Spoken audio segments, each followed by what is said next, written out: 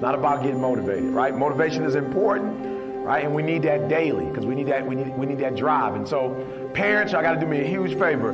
Make sure this summer that the babies stay motivated, right? Make sure they stay motivated. And I tell people who disrespect motivation, that motivation is like a car battery. It's not the car. But try to move your car without a battery. Yep, try to turn that ignition without a battery, right? So you got to make sure that throughout the summer, they're listening to the right stuff, they're around the right people, and we got to make sure their motivation is high, because if their motivation is high, then they can make their dreams become a reality. So I'm going to try to motivate you guys, right? Because here's the reality. The reality is, I was talking to my son this morning. He's 22 years old, right? And I just keep it real with my son. You know what I'm saying? I got to keep it real because he got a mom in his life. You know what I'm saying? So I got to balance that off, right?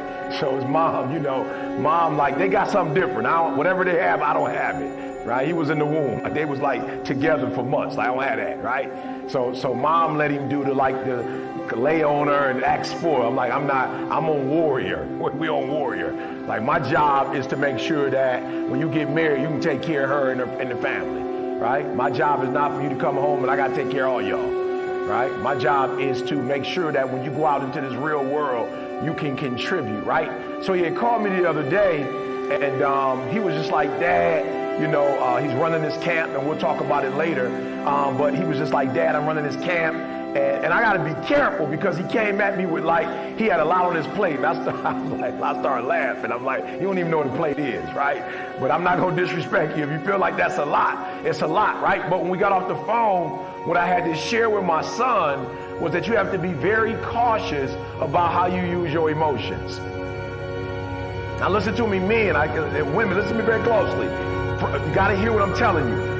Emotions is something that the Creator gave us. It's a beautiful thing.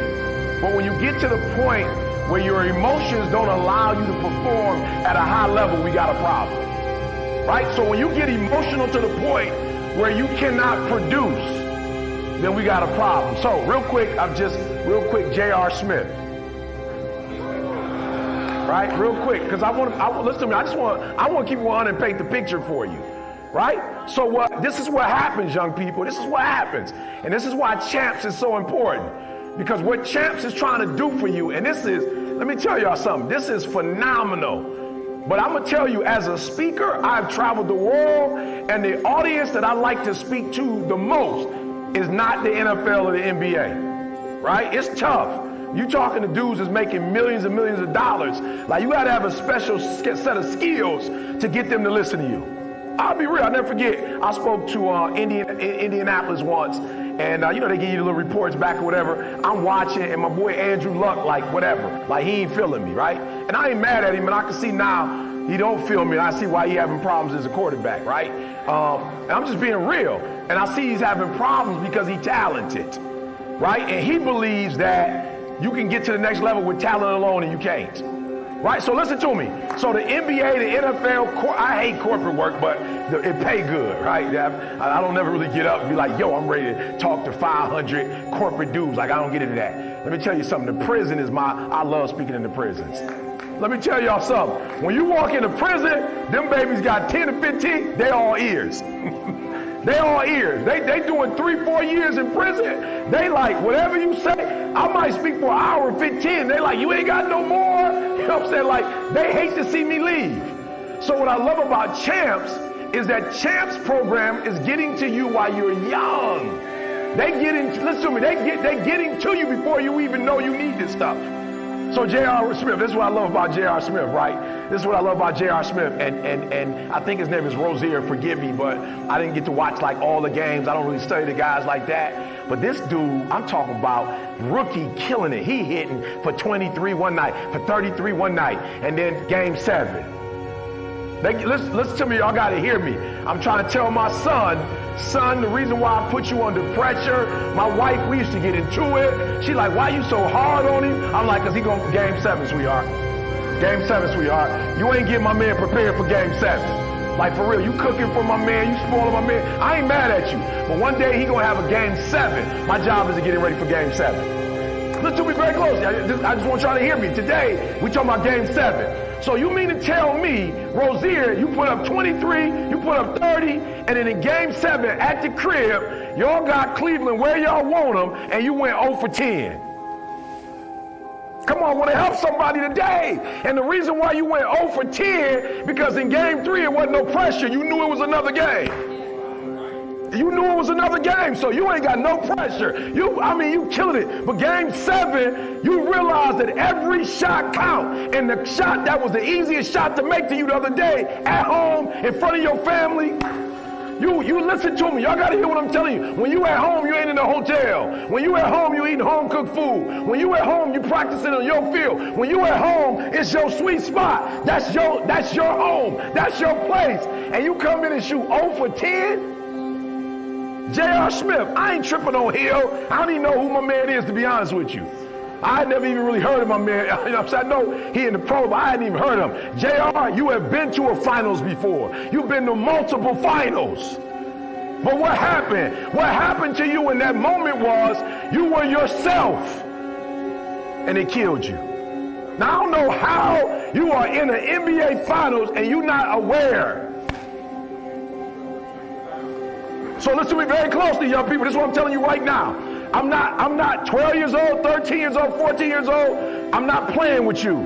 There's some people that will tell you that you can be spoiled. They're going to spoil you till you 18, 19, 20. I'm telling you, we're living in a time right now in America's history that if you're a brown or a black kid, that you 12 years old, 13, 14, they're going to treat you like you grown. You get pulled over by the cops, ain't nobody gonna look at you like you 14 years old. You do the wrong thing, you'll get gunned down in this country. I don't care if you 15, 16, you make the wrong, so I can't treat you like you 12. That's what I used to have to explain to my wife. Like, we get into it and she's like, why you doing my man like that? Why you so hard on him? I said, sweetheart, if he was gonna live in our house forever, you could pull that off. But he gotta go out there. And they not gonna treat him out there like you treat him here.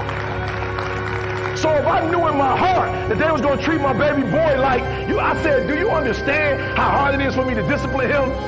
Do you understand that without my father being in my life, it would be so much easier for me to spoil this boy because my daddy wasn't there? Because I know when you whip a child, they have a tendency sometimes they can get upset and I can sever the relationship. I said, do you understand how hard it is disciplining him? But I love him so much that I'm willing to sacrifice our friendship. You better hear what I'm telling you. I'm willing to sacrifice our friendship for the rest of his life.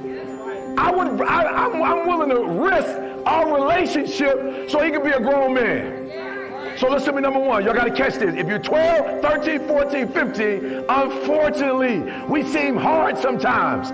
But we just understand that you're the last hired and you're the first fired. We understand that when they're looking at these transcripts of who get into these big universities, that we represent less than 5% of these major universities. We understand, listen to me, we understand when all the other kids are going and studying abroad, that our babies don't have the money to go study abroad, and you got to come back home and work while other kids are getting off. Do you understand that listen to me, my daughter had almost 40 credits her freshman year in college. It only take 120 to graduate. My son graduated in 4 years. Let me tell you something. He ain't no genius, but we did something called summer school. I just want the doctors, where my doctors at? I just want to keep it 100, summer school. My babies did like 12 credits in summer school. Why? Because the teachers ain't on it like that in the summertime. It ain't rocket science. She taking a break too. He taking a break too. So it's the same course, but it ain't as intense in the summertime. Most African-American kids, most Latino kids can't afford to be there in the summer, and they acting like everybody else is smart. They not smart. They doing summer school. They studying abroad and getting credits for hanging out. So that's what I need you to do. The first thing, the J.R. Smith boy, and I ain't disrespecting J.R. Smith. J.R. Smith is where he want to be. But what you have to understand is that when you're under immense pressure, you go back to being who you are. Oh, catch what I just said. When you are under immense pressure, what you do is you go back, you revert back to who you really are. And so we got to make sure that we allow you to practice now, so when your game sevens come, like my brothers who didn't do well in school, they were able to still rebound, and they were able to fight hard, and they were able to do what they needed to do to still get in the medical field. So principle number one, I don't need you to be deep. Number one, I just need you to be aware. I need you to know what the score is.